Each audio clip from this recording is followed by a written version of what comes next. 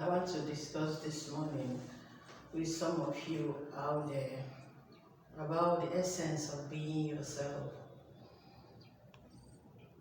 When you decide just to be yourself, according to how your positive nature wants, you will have very little to regret in life. If you look into social media today, you will find out that 99% of what is going on social media is false. People advise you to do things they don't do. Very few persons tell you the exact situation and how to grow normally in life. So many people will come out to tell you how God did it, how this one, but they're just using all those stories about how internet is paying them, how God is doing that, how they are struggling to cover the real source of their money. That is why whenever I notice you're the hyping type, you make it look as if it's all good for you, that everything is. I immediately detect falsehood. Okay? Or inferiority complex you're trying to cover up.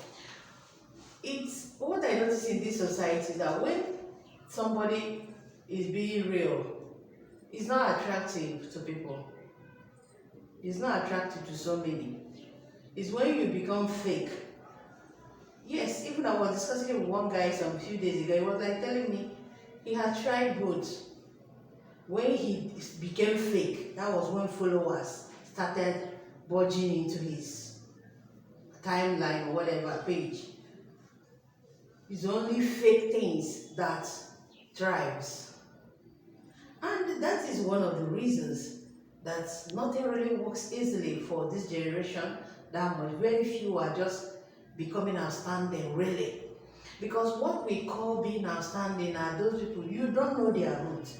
What I can tell you in a nutshell now is this: before you start celebrating anybody, before you start to see somebody as a star, take your time and look down on their roots.